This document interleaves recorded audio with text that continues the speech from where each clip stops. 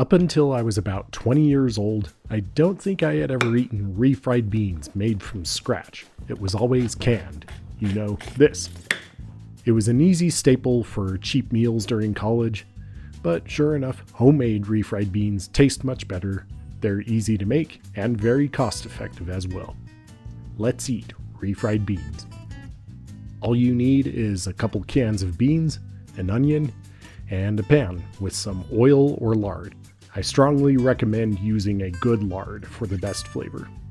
Put about 4 to 6 tablespoons of it in a pan over medium heat, and then add half of a chopped onion and saute it until it gets a little bit brown. Should take about 6 to 8 minutes total.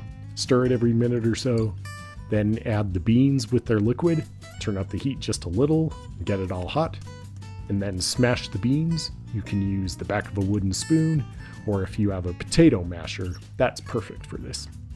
Add a little bit of salt to season, and that's it. And yes, refried beans are fried just once. The name refried beans actually stems from the Spanish word for fried, which is refrito. This is a classic Mexican dish, but what if you're not in the mood for Mexican? Maybe you're feeling French. Well, then we have to start with a lot of butter, obviously, and then add carrot and celery along with the onion to give you a classic mirepoix, and then replace the pinto beans with Great Northern beans.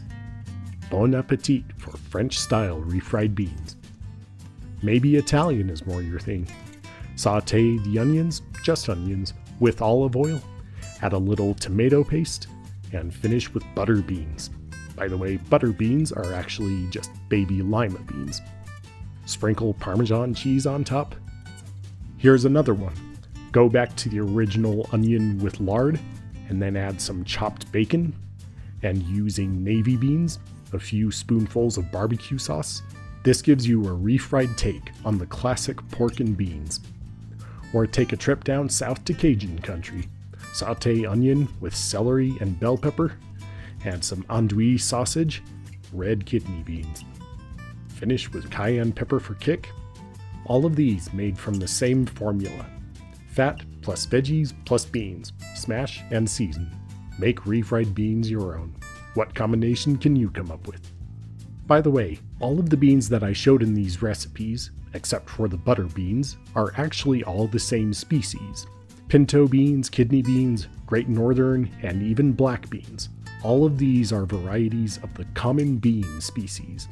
Gosh, these fresh-dried beans do look pretty nice. If you want to use these instead of canned beans, you totally can. For a recipe of the same size, start with a half a pound of beans, rinse them off, put them into a pot, cover with water by about 2 inches, doesn't have to be an exact amount. Add 2 teaspoons of salt, bring it to a boil, and then simmer until tender, about an hour and a half to 2 hours. Then use these beans and their liquid for the refried beans. You've probably heard about soaking beans overnight before cooking. Well, hardcore food nerds have tested this and generally come to the conclusion that, at least for common bean varieties, it's not really necessary. The main advantage of soaking seems to be that it decreases the cooking time. I think it's more convenient to just cook the beans for an extra half an hour during the main cook, rather than to take an extra step to soak them. Just keep it simple. Making the beans from scratch gives you about 4 cups of refried beans. For less than the cost of a single can, you get about double the amount. A little extra time to make, but definitely worth it.